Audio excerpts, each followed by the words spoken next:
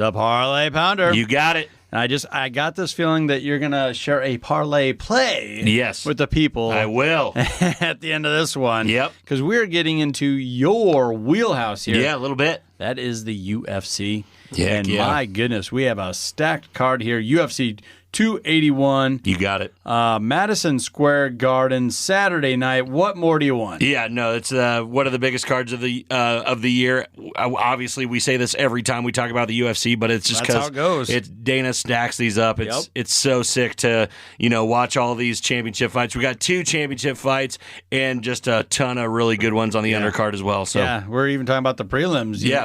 There's some great matchups there. Some fun there ones. are. You get definitely your bang for your buck when you order these fights. Well, let's hop right into the main card where we have New Zealand. New Zealand. Dan Hooker taking on Claudio Puelles from Peru, where we do have Dan Hooker as the odds-on favorite at -155. No, exactly, Andy. And examining recent career stats, one would assume that Claudio, should have this in the bag coming off of wins and everything. But Dan Hooker, the Hangman, is the teammate of, I don't know if you've heard of this guy, Izzy Adesanya and Alexander Volkanovski. So just 2 of the best fighters in the UFC. This guy just fought, 5 of the hardest guys in the UFC. Arnold Allen, which is nearly undefeated, Dustin Poirier, Michael Chandler, and then the current UFC lightweight champion, Islam Makhachev. So this guy has been through it in his recent fights. Don't get me wrong here. Hooker will certainly have his hands full with Claudio here, but I just believe with a better ground game, a submission game, and just a nasty knee bars and everything. I really like Dan Hooker in this fight. The Hangman is healthy, hungry, and out for blood. I'm going with Dan Hooker in this one. And he's got a cool nickname. I'm sold. All right. There you the have Hangman.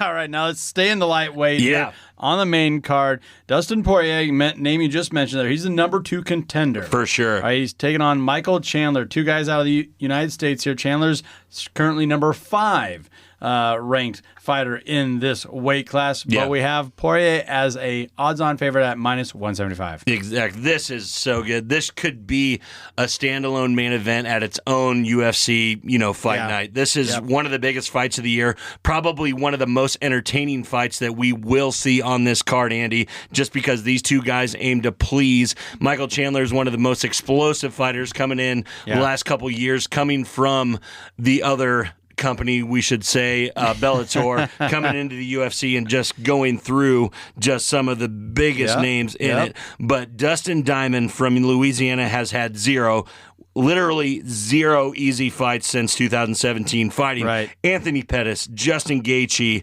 Eddie Alvarez twice, Max Holloway, Khabib Nurmagomedov, Dan Hooker, and Conor McGregor twice.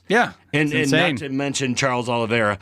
And he just stood his own, been one of the best fighters in the world, won an interim championship, but I really think he is hungry to get back into that championship caliber fight, which he will have to go through Chandler. I am going with Poirier with a slight edge here to win this fight. You like the favorite here? I do. You think Poirier's got it going on? Yeah, it's incredible the athlete as Chandler is, Andy. And as much as we're expecting fireworks in this one, my bet is on the former interim champ, and Dustin Poirier gets it with his slightly better boxing than Chandler. Hey, he's a favorite for a reason. Yes, sir. He is a favorite for a reason. Yes. All right, should we talk about one of the championship fights here? This one's awesome. And there's been a lot of buzz about this one. Carla Esparza. Yep. Versus Zhang Wiley? Zhang Weili. Yeah. We got a champion and a former champion here, Andy. 2 of the best women fighters in all of UFC. It's kind of a pick 'em, isn't it? Yeah. A lot of people are thinking Weili's going to run away with this one. She kind of, got knocked off by Thug Rose and kind of worked her way back into this championship fight, beating Joanna in her last fight. This is a really tough one for me because a lot of people were in disbelief that Esparza could make a second run as the UFC strawweight champion, which she did. I really think that Rose did win the fight against her, so I think the belt that she's wearing is kind of an asterisk a little bit. I like Zhang Weili to come in, get this belt back for her. That's the reason I really like Zhang Weili in this one. Just as I think she's stronger. I think she's faster. I just think she's the overall better fighter. In as far as kind of she won her championship, and I know that she wants to do a title defense and all this. I just think Zhang Weili is on a bigger, better level. Got her number right now. Yes. I'm just not seeing any odds just on the UFC website, which sometimes they do funny things or this or that, you know. I got Weili at a minus 225 right now. Okay, so she is out in front. Yes. It's funny how sometimes they don't show their ages, sometimes, especially on the womenmen's card. It's just kind of curious how that goes down every once in a while. Weili is the much younger fighter and the much more heavy hitter. Yeah, she looks the part. Yes. I will say that. All right, let's get into the main event here. Yeah. A couple of guys I think you know a little bit about. Yes. This is a middleweight title bout. Yeah.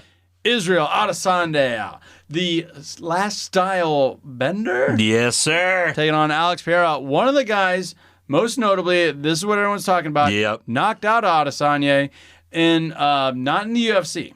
Yeah.